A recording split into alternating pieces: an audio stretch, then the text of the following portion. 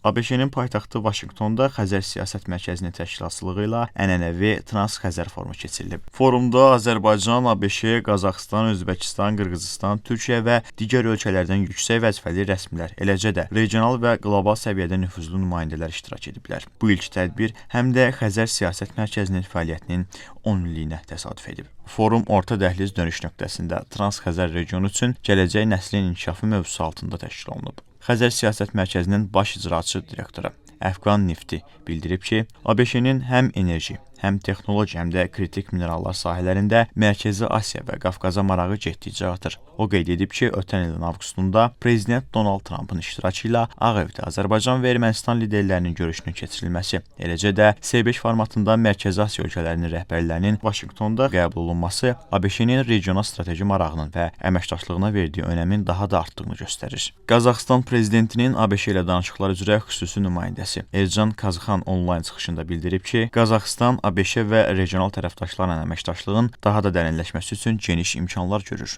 Azərbaycan prezidentinin köməkçisi, prezident administrasiyasının xarici siyasət məsələləri şöbəsinin müdiri Hikmət Hacıyev onlayn çıxışı zamanı bildirib ki, orta dəhliz artıq sadəcə nəqliyyat marşrutu olmaqdan çıxaraq Avropa, Cənubi Qafqaz, Mərkəzi Asiya və digər regionları birləşdirən strateji geoiqtisadi sistemə çevrilməkdədir. Onun sözlərinə görə hazırda bu transformasiyanın dərinləşdiyi mərhələ müşahidə olunur. Hikmət Hacıyev vurğulayıb ki, Körfəz regionu və yaxın şərqdə münaqişələrin kəskinləşdiyi bir dövrdə orta dəhlizin strateji əhəmiyyəti daha da artır. Özbəkistan prezidentinin müşavirinin müavini Cavlon Vahabov bildirib ki, bütün Mərkəzi Asiya regionunun xarici bazarlara çıxışını genişləndirə biləcək alternativ marşrutların mövcudluğu böyük əhəmiyyət kəsb edir. Konfransın davamında orta dəhliz, strateji seçimin gücləndirilməsi və təhlükəsiz şəbəkələrin qurulması, rəqəmsal suverenlik və sənaye süni intellekti, texnologiya növbəti inkişaf vektoru kimi, kritik minerallar, enerji təhlükəsizliyi, dəyişən qlobal bazarda Xəzər hövzəsi və orta dəhliz boyunca biznes investisiyaları mövzularında panel müzakirələri keçirilib.